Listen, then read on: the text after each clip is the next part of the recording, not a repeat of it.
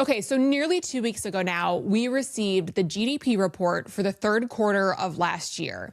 GDP is one of those reports that's definitely wonky. And I say this for two reasons. One is that we get it for 3 months and we get a revision each month.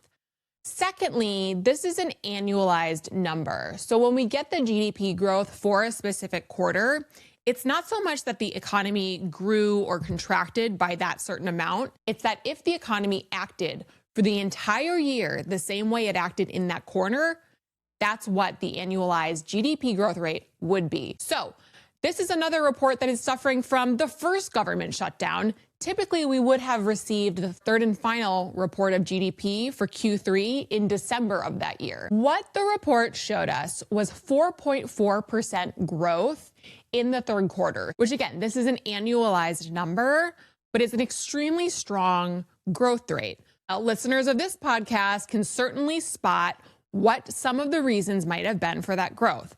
One is investment. July, August, September, there was a pause on some of the larger tariff threats from the administration.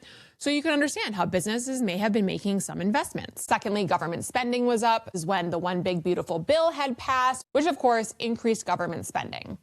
Thirdly, exports are up. Exports are things we create here and sell to the rest of the world. So it's a big driver of that GDP number. You can understand how in the wake of Liberation Day, we saw U.S. manufacturing really trying to get product out the door ahead of what could be another slew of retaliatory tariffs.